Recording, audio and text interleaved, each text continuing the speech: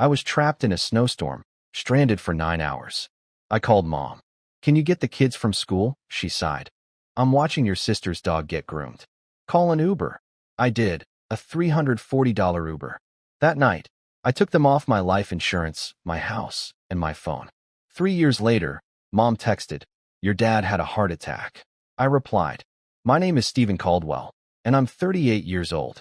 3 years after the night I sat in my truck on the side of I-70 watching snow swallow the world, my phone lit up during a slow moment at the precinct with a text from my mom. "Your dad had a heart attack." No hello. No question about my kids.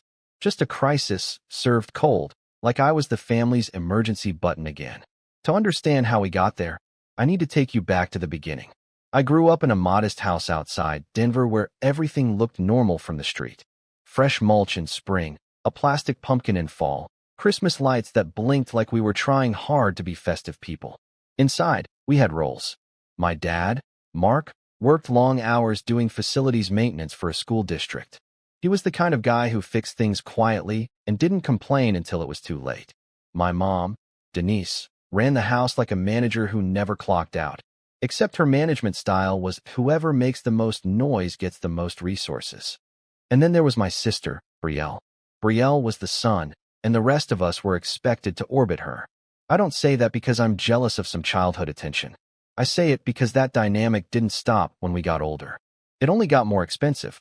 One of my earliest memories is a Christmas morning where I opened a box and found socks, and a used paperback book my mom said looked like something you'd like. Brielle opened an electric guitar. Not a little beginner one, either. A real one. Amp and all. Dad's eyes flicked to me for half a second, the way you glance at a dog you feel bad for. And then he cleared his throat and said, "Pretty cool. Hubby?" My mom said, "She has talent, Stephen. She needs encouragement." I was 9. I remember holding those socks and thinking, so I'm not talented. I'm just present. Another time, when I was in middle school, I made the honor roll and brought the paper home like it mattered. Mom was on the phone with one of her friends, talking about how Brielle might audition for a dance team. I stood there holding the paper until my hand got sweaty. She covered the phone and said, "That's nice, honey. Put it on the fridge." She never did. A week later, Brielle got cut from the dance team and cried like the world had ended. Mom took her to the mall and bought her a brand new outfit to cheer her up. I got the silent message. My success was expected and boring, and Brielle's disappointment was an emergency. The third scene I keep coming back to is when I was 16 and Dad's truck broke down. He needed to borrow someone's car to get to work at 5 a.m. Mom looked at me and said, "Stephen, you can ride the bus to school." I said, "Why can't Brielle ride the bus?" Mom stared at me like I'd said something obscene. "Brielle has rehearsal. Don't start."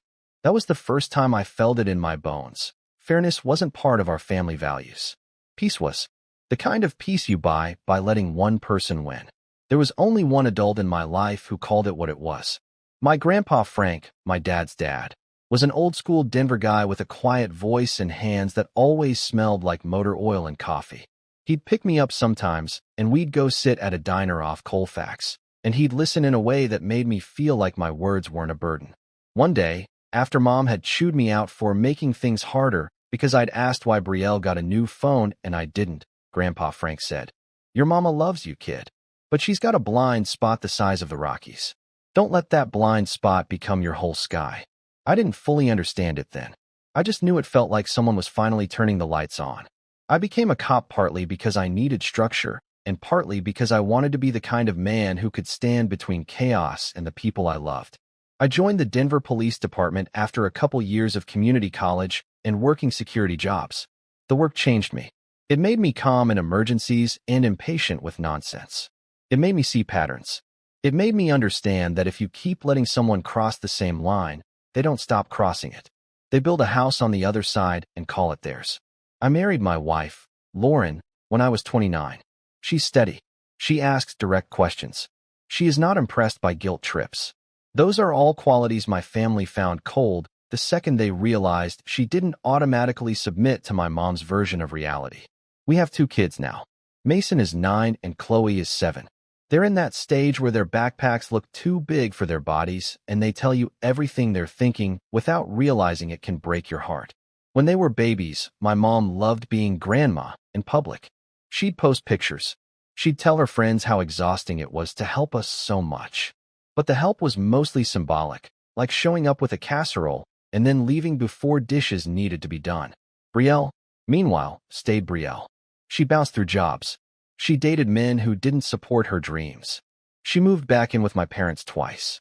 She cried about how no one shows up for her, while my mom built her entire life around showing up for Brielle. And I became the dependable one. It started small, like it always does. Dad called me once and said, "Your mom's stressing about the phone bill. Can you just add us to your plan? It'll save money."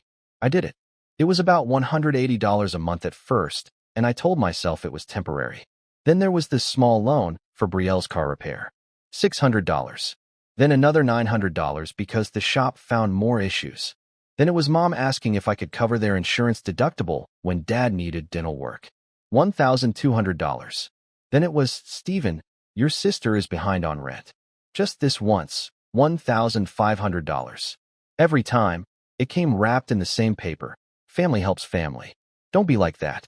You know how hard things are. Hard things were always happening to them. Somehow, hard things never happened to me in their minds. I was a utility, a resource, a sturdy shelf they could set problems on. Lauren started noticing before I did.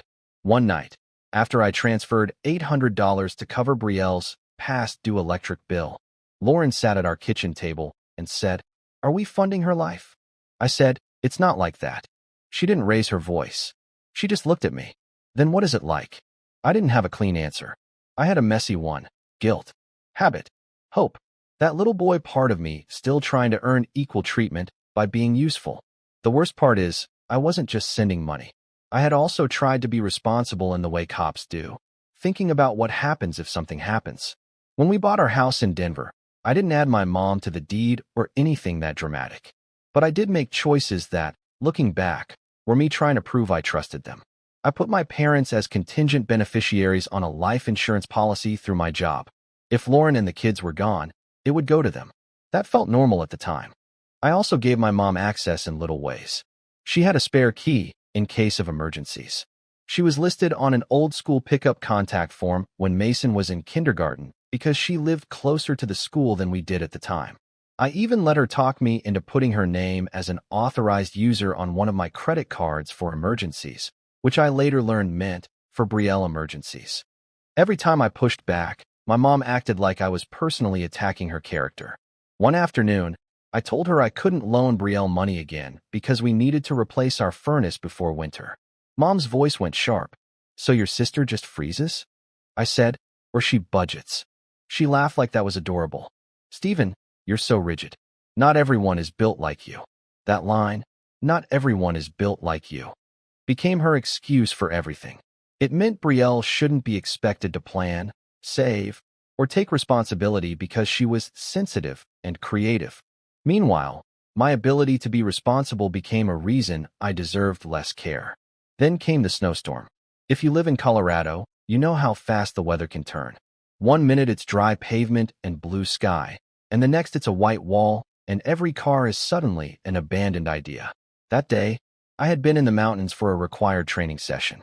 Not glamorous, just a long day of classroom stuff and scenarios, the kind of thing that makes your brain feel like it's been wrung out. On the way back toward Denver, the snow started heavier than forecast.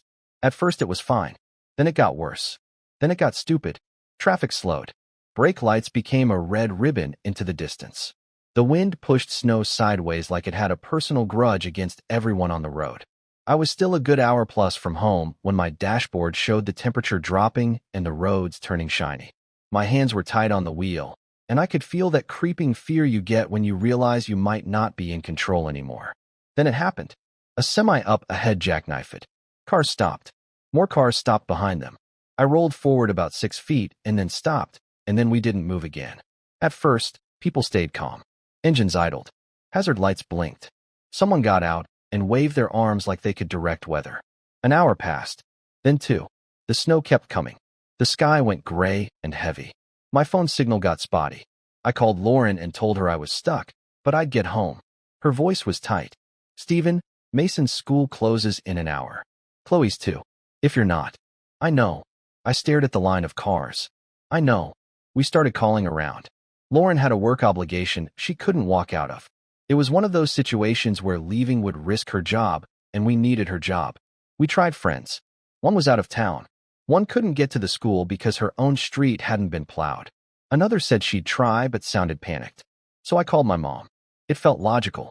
She lived within 20 minutes of the school on a normal day. This was exactly the kind of emergency family always talks about, right? She answered on the third ring, and I didn't even do the small talk.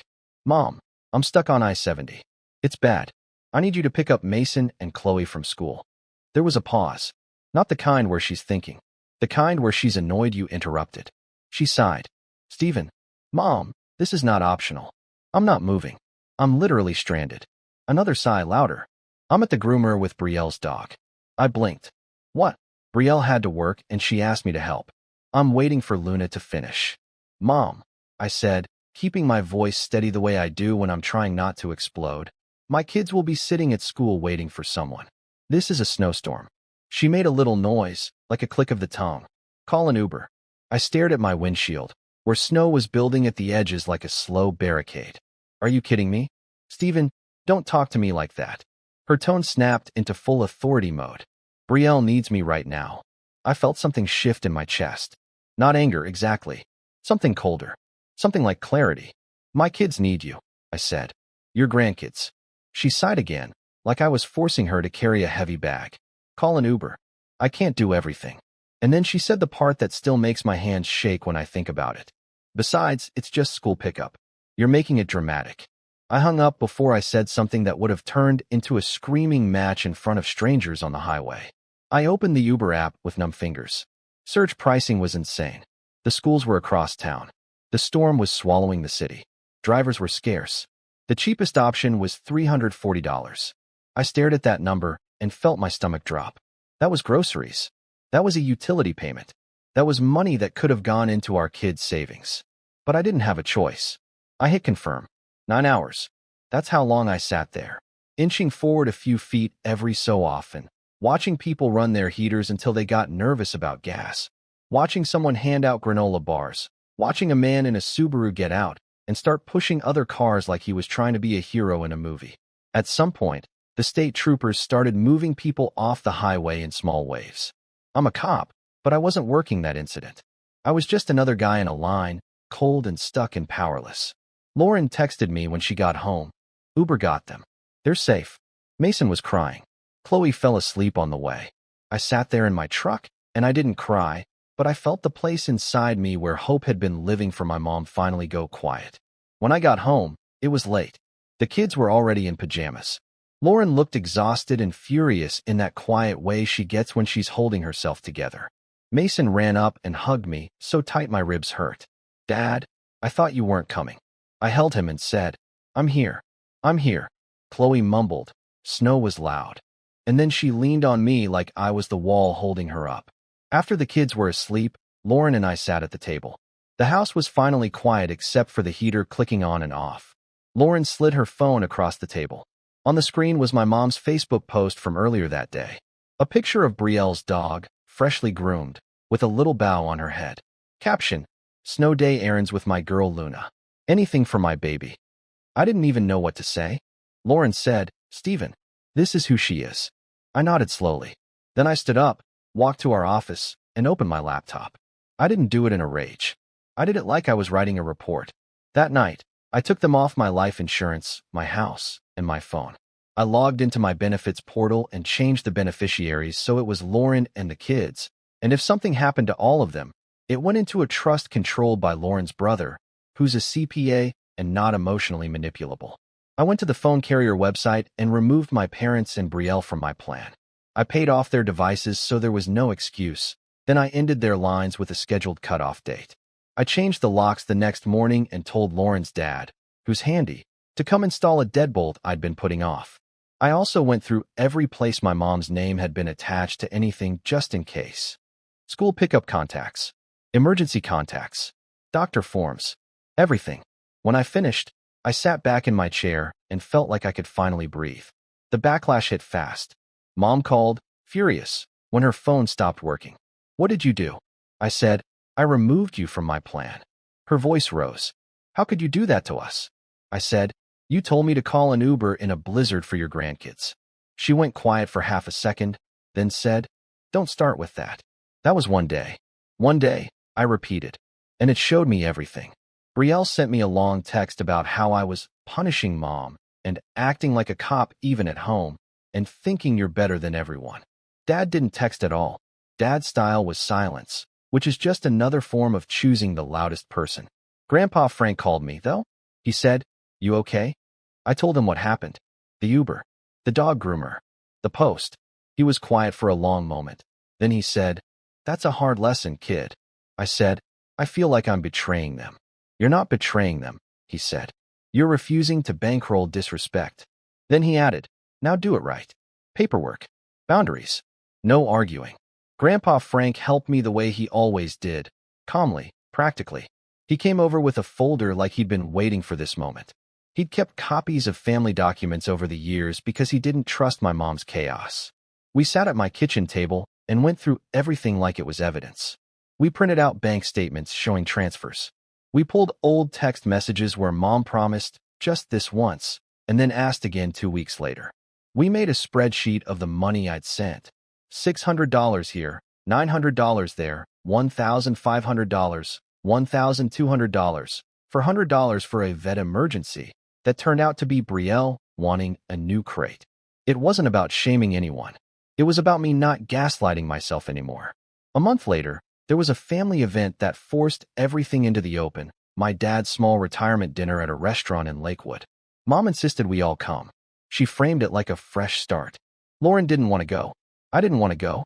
But Grandpa Frank said, Sometimes you show up once to make it clear you're not the villain in their story. So we went.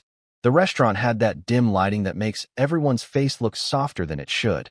Mom wore a nice blouse and acted like we were one big happy family for the hostess. Brielle arrived late, dramatic, talking about how hard her week had been. She hugged Mom like they were reunited after war. When we sat down, Mom did that thing she always does where she narrates reality. She raised her glass and said, I just want to say how proud I am of this family. Mark worked so hard. Brielle is doing her best. And Stephen? Well, Stephen is Stephen. Everyone laughed politely like that was a joke. I felt Lauren's hand on my knee under the table. Not squeezing. Just there. Steady. Mom turned to the table and said loudly, And I just want to say, it's been difficult lately because some people have been making choices that hurt the family.